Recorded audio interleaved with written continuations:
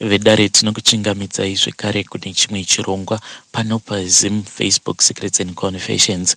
Ndinoda kungoti Mwari vakanaka veduwe, Mwari vakanaka veduwe. Mushure mekunge tatora mavideos aya emwanasikana uya ndainge nditori nekadepression mbichana kuti zvino mwanasikana uya necondition yake achabatsirikana sei. So please help me to thank pane umwe haidi akauya ndokubva ati morning Mkomanashi, I am one of your followers. My boss offered me a wheelchair.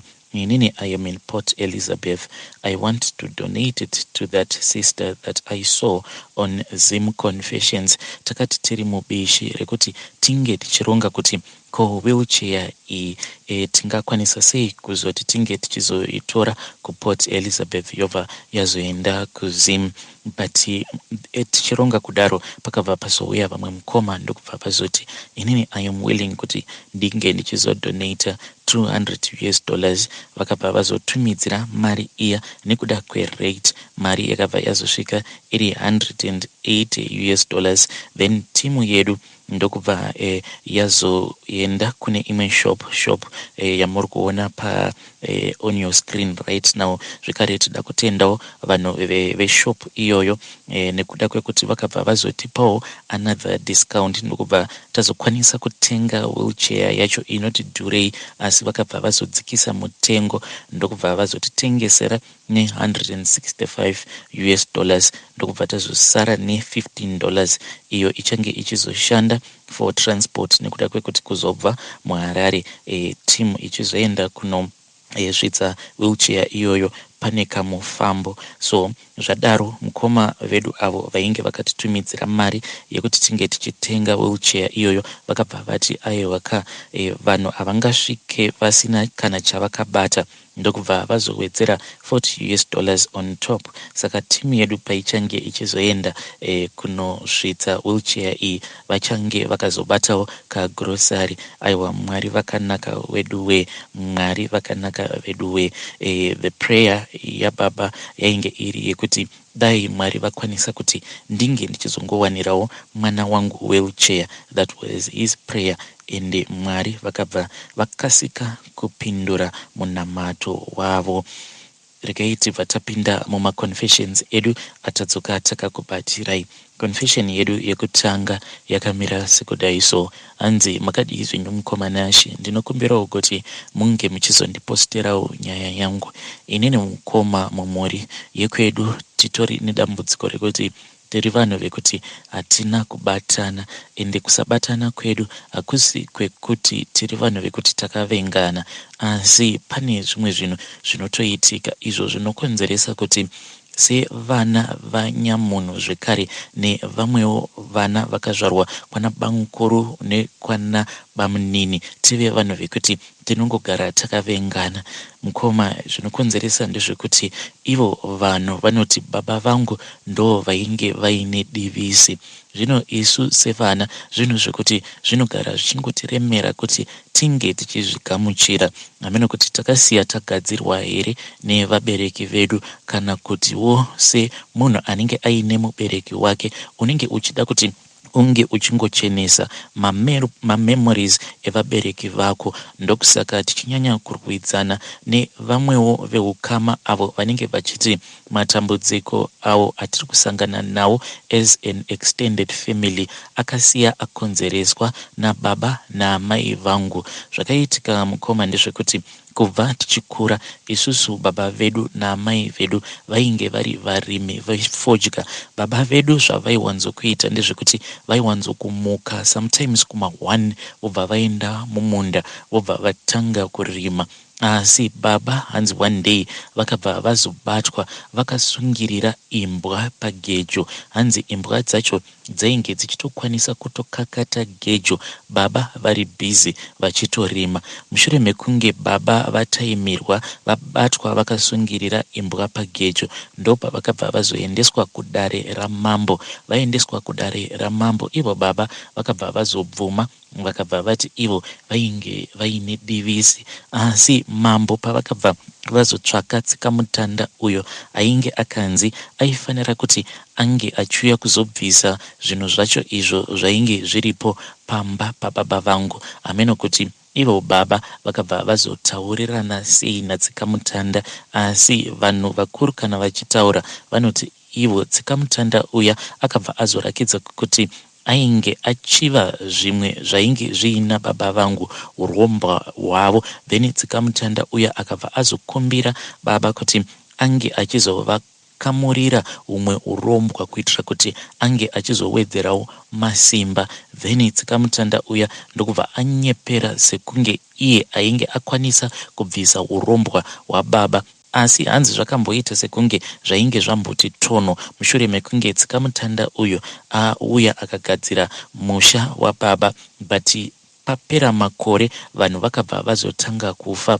Kwedu mukoma vanhu vanongofa vachiita zvekuperezeka zvekuti unotofungidzira kuti zvimwe kuda munhu ane edzi.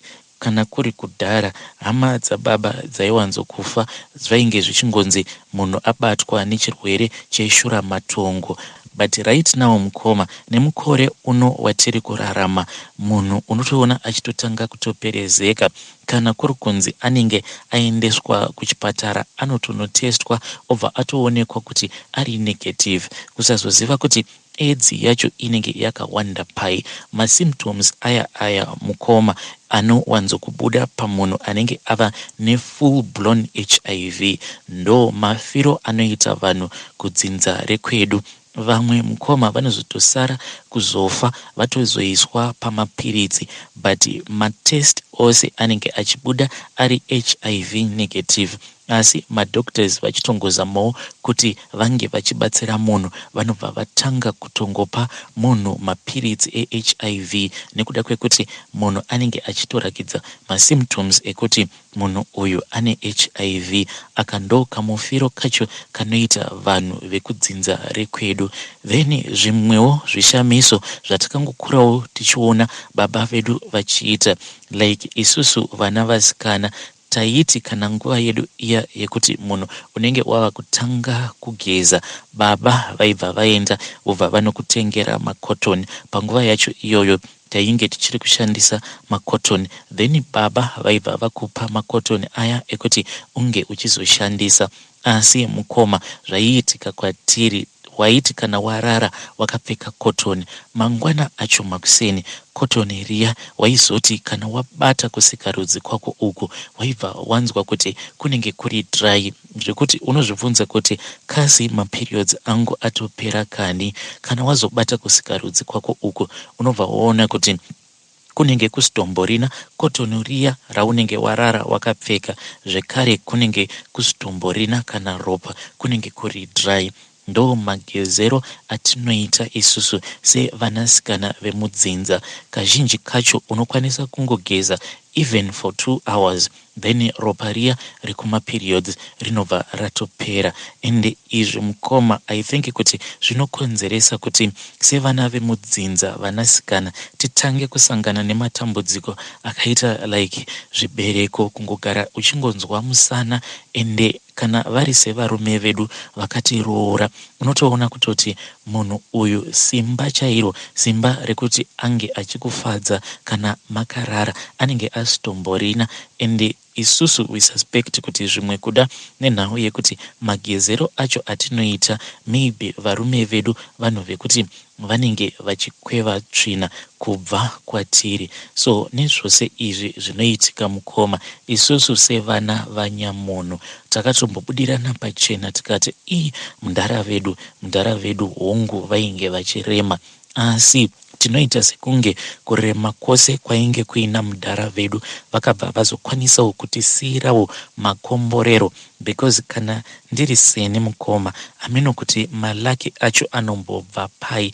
Chese chandinenge ndabata chinoendeka. Handisi munhu wekuti ndinoshanda basa rinoshamisira, asi kana mukaona motikari yandinofamba nayo imotikari yemhando yepamusoro, kana ndikagara pasi ndikazvibvunza kuti asi pandiri pano ndakambopasvika sei, kudzidza chaiko mukoma atina kutombokwanisa kutombosvikawo form 4 because mushure mekunge baba vashaika takabva tazongovawo vanhu vekuti tainge tiri vanhu venhamo, asi kubva amai vedu pavakabva vazoshaika zvakaita sekunge ivo amai kufa kwavakaita vakabva vaenda nenhamo yose iyo yatainge takakura tiri mairi. Zvinhu zvedu zvakabva zvazotanga kungoendeka.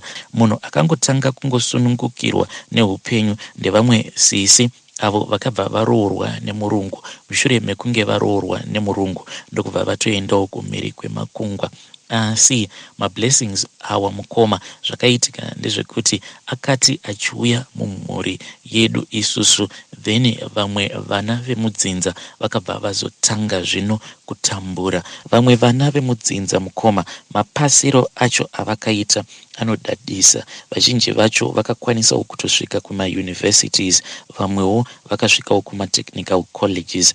But mukoma, kana tikada kuzvikompea isusu navo, vanhu vekuti havana kana chavainacho, isusu ndisu tinotoita sekunge ndisu takatosvikawo kuuniversity.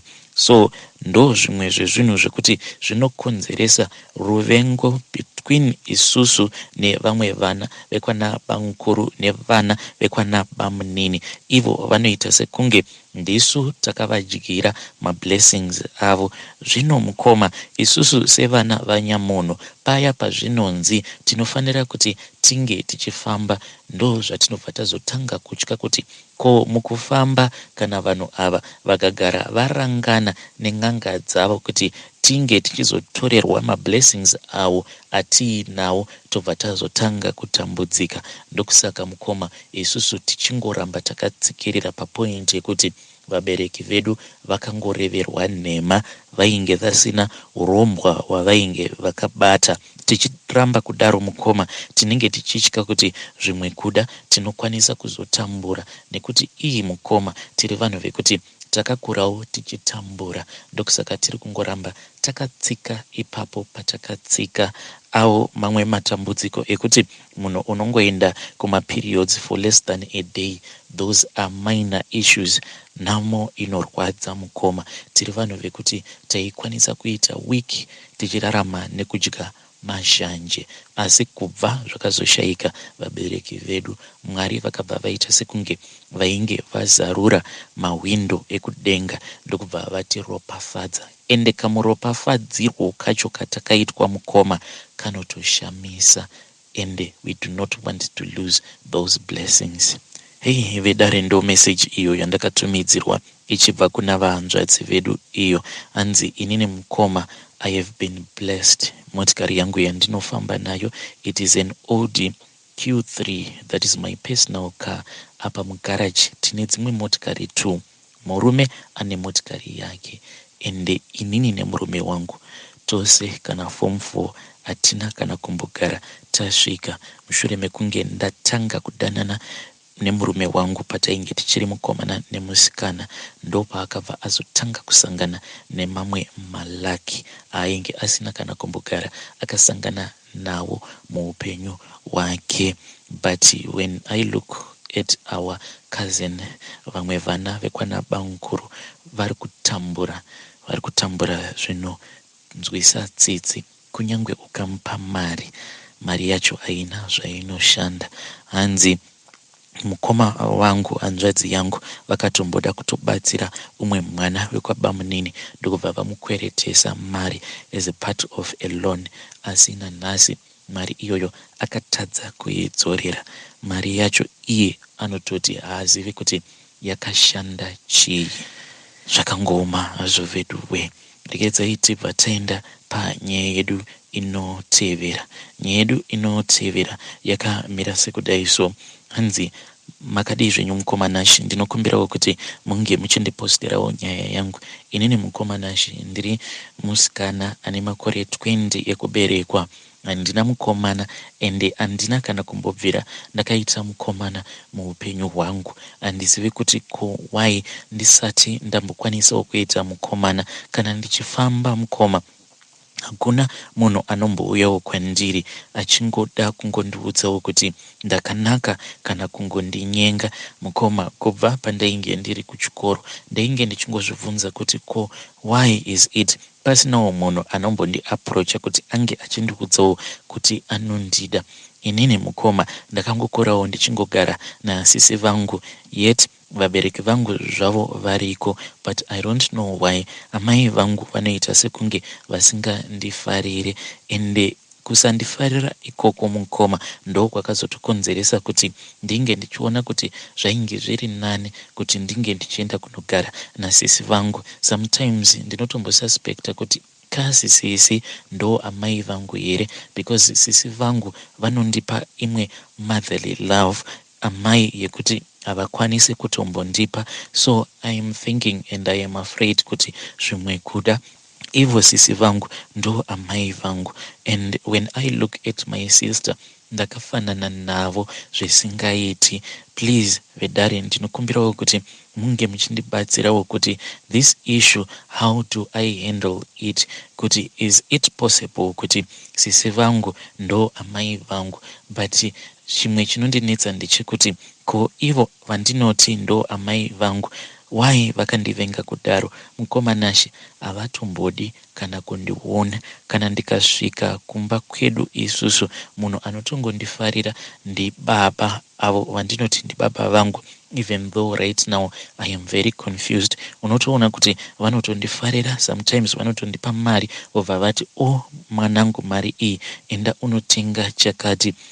Asi kana vari seavo vandinoti mama vangu, dzimwe nguva ndinongoti kana ndikangosvika pamba vanobva vatoenda kubedroom kwavo vobva vatozvikira mubedroom mavo. Most of the times vanongohwanda nekuti ndava kumboenda kunonamata, but one day ndakabva ndazovatevera kubedroom kwavo ndokubva ndatoona kuti vainge vasinganamati, vainge vakatorara zvavo pamubhedha vachiona maNigerian movies. Apa vainge vakaisa volume pasi pasi vachiitira kuti inini ndisazozvinzwa kuti vari kuona movie. Pandakavhura dhoo mukoma, vakaita sekunge vachatema TV neremote, vakaita dzimwe hasha dzekuti ndega ndakapererwa. Vainge vakabata remote, ndakati ndavhura dhoo vakangonditarisa ndokubva varidza tsamwa, vakabva vada kutema TV neremote, but TV yakabva yanorova madziro ndokubva yatotsemuka. Vakabva vatanga kundiblama kuti unozviona ka zvauri kuita, ndiri kuda remote yangu, ndinoida. Ndakazoti ndadzokera kumba kwasisi ndokubva ndazoudza banguru zvose zvainge zvaiitika. Banguru vakabva vati it is fine amainini, pandichapinda mutauni ndichazama kuti ndinge ndichitsvaka the same remote. Banguru vakabva vazokwanisa kuwana a universal remote, ndokubva ndazoenda ndikabva ndazonopa mama, but remote iyoyo nanhasi uno mukoma inongogara ichitaurwa nezvayo namama. Vanongoti kana vakangoboekana so kana pafoni vanobva vangondirangaridza kuti unoziva kuti iwewe wakambouraya remote yangu here. Any silly mistake that I did kubva ndichiri mudiki mukoma, amai vangu vanongokwanisa kungotanga kungoita voice note, ende mavoice notes avo ndava kutoziva kuti kana mama vakangogara vati iwewe uri losi chaiyo, ndinobva ndatongodelita voice note iroro, because ndini chiziva kuti vanenge vava kuda kutondirangaridza kuti how much she is lost because of me. And tunhu twacho mukoma, it will not be something like a big loss. Zvinhu zvinenge zvakangofanana nekuti paya gore riya muna 2000 chakati wakamboputsa madinner plate angu, paya wakambotora mutsvairo wangu ukausunungura ndikabva ndazotenga umwe mutsvairo. So I don't know kuti why amai vangu vakandivenga kudaro. Inini navo tinotoita sekunge tiri vatevedzani, then inini sisi vangu ivo ndo vanotoita sekunge ndo amai vangu, zvekare ndo amai vaamai vedu, because she is very mature. Pose amai vangu pavanotanga kundituka, ivo sisi vanobva vafonera amai. Kana sisi vakagara vafonera amai, unobva wazonzwa amai vava kundiisira voice note vachichema vachiti sorry zvako mwanangu, ndakukanganisira. Vedare ndo message iyo yandakatumidzirwa ichibva kune mwanasikana uyu. Zvakangoma hazvo veduwe. Chikumbiro changu ndechekuti kana uri mubereki wekuti unonzwa kakuvenga mwana wako, please come to my inbox and leave your voice note. Kana kuti muine nguva munobva mazongotaipa your confession, tikudawo kuti tinge tichimbonzwawo the other side of the story, so that tikwanise kuunderstanda kuti chii chinokonzeresa kuti mubereki ange achizosvika pakuvenga mwana wake waakazvara. Munhurume zviri nani, because munhurume tinokwanisa kuti zvimwe kuda anenge aine masuspect ekuti maybe mwana uyu haasi mwana wangu, asi munhukadzi ndiwe unenge wakapindawo mulabor ndokubva watozvara mwana wako. So zvinozobva pai kuti unge uchizovenga mwana wako?